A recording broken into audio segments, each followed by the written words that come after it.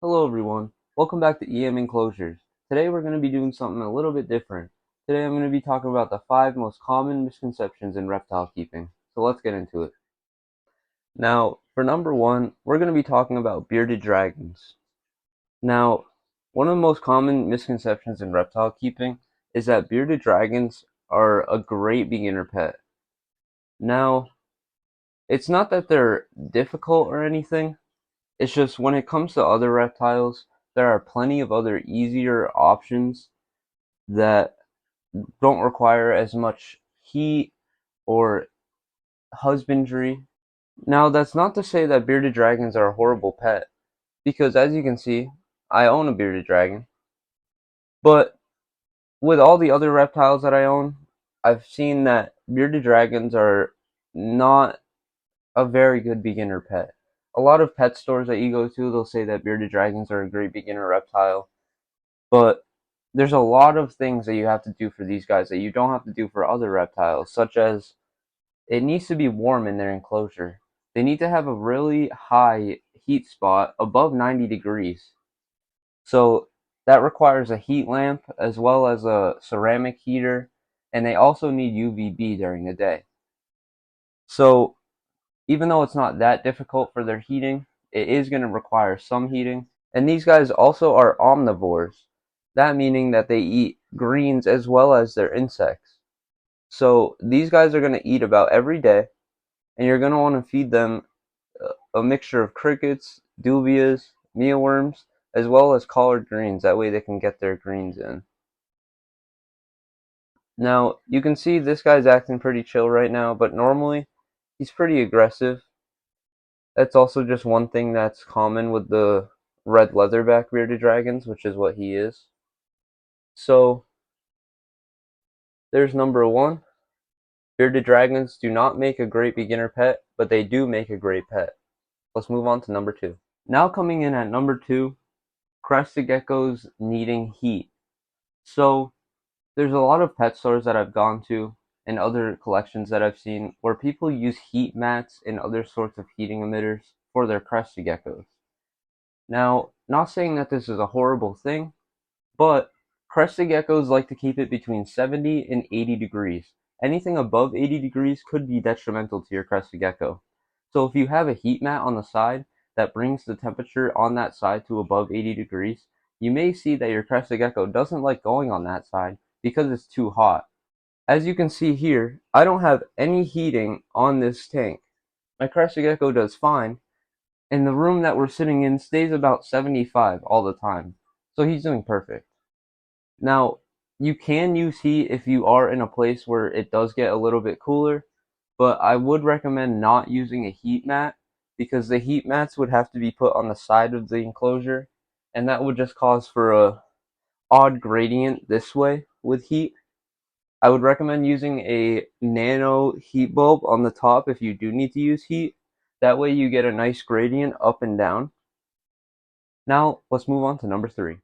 Now for number 3, one of the most common misconceptions in reptile keeping is that snakes do not need a lot of space. Now, this is true because sometimes there are cases where snakes don't like to eat when they're in an enclosure that's too big because they can get stressed out. And snakes do enjoy tight spaces, but that doesn't mean that their whole enclosure needs to be a tight space. Now, you can keep snakes in a semi-smaller enclosure depending on their size. If you've seen my recent videos, I keep my reverse Okatee corn snake that is just a juvenile and is about 2 feet, maybe under 2 feet. I keep her in a 20 long enclosure, and she's doing perfectly fine, eating every week, hasn't had any issues. Now, in the future, I am planning on upgrading her once she gets big enough.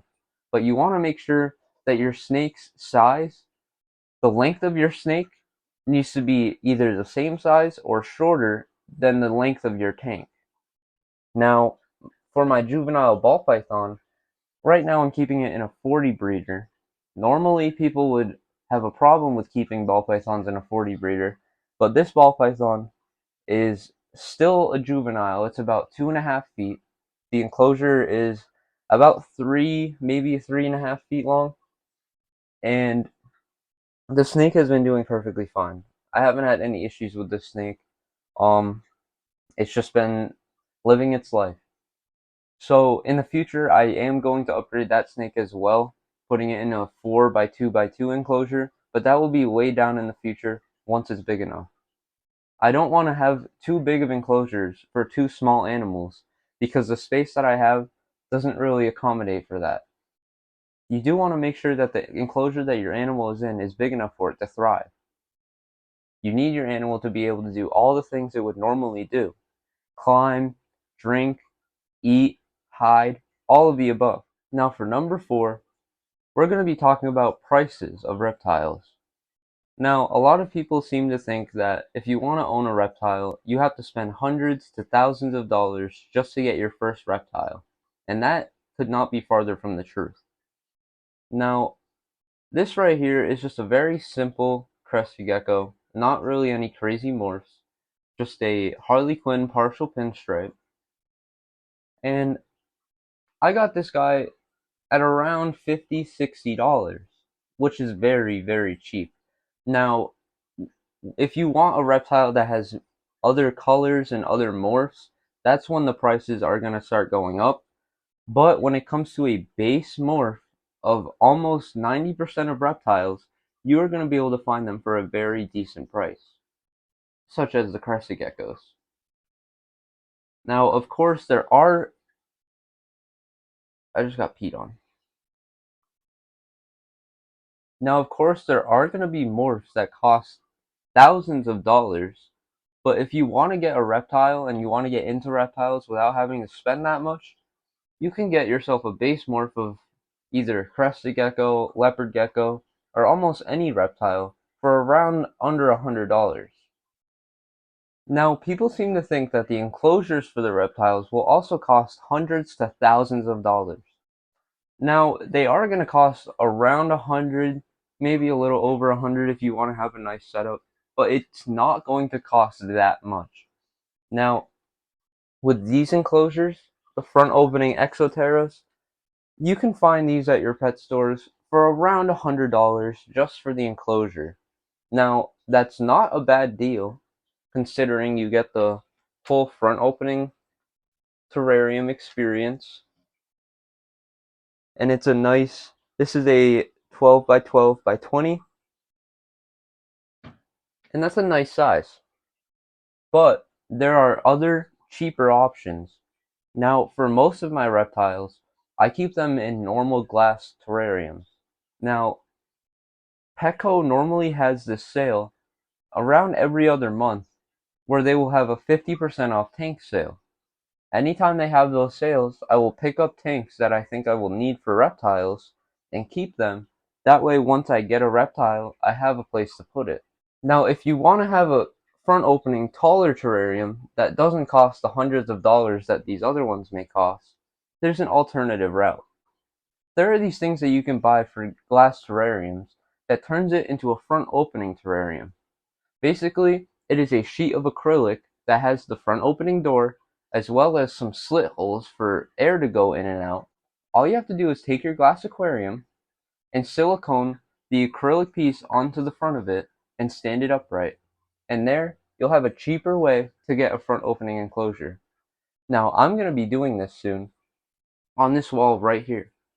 I'm going to be having 6 10-gallons, all converted into front opening terrariums for 6 different crested geckos that I'm going to be breeding, as well as the 3-foot tall terrarium that I did recently is going to house a duo of Dalmatian crested geckos. So stay tuned for that. But when it comes to the cost of these enclosures, for this was about $100.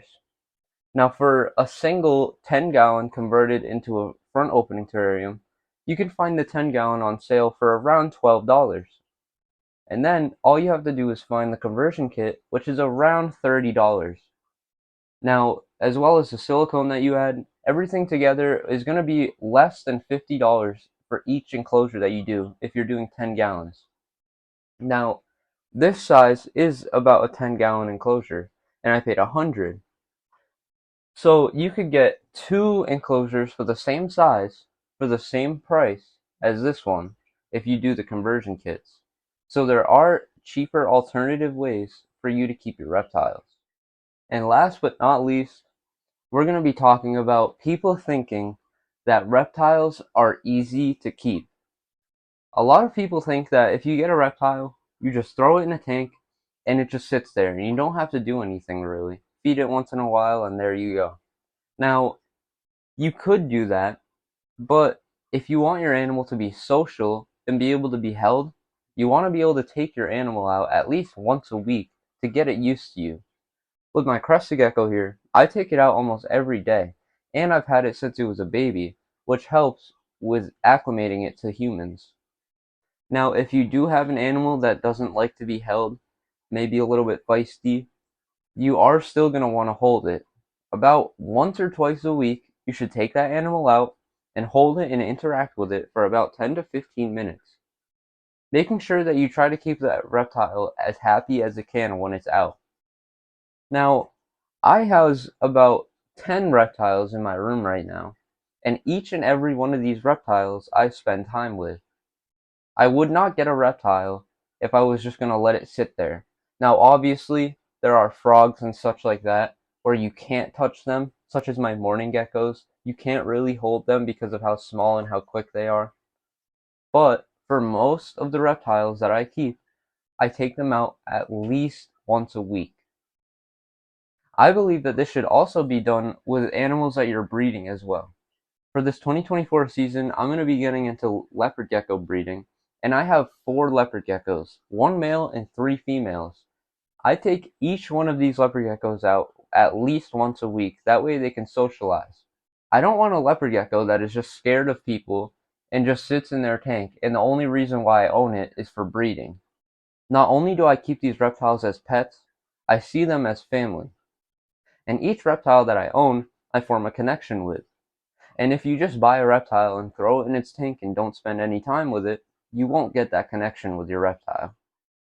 Now, if you enjoyed this style of video, please do consider subscribing and hitting that like button. I appreciate all of the support on the recent videos I've been posting. Hope you guys enjoyed. I'll see you guys next week.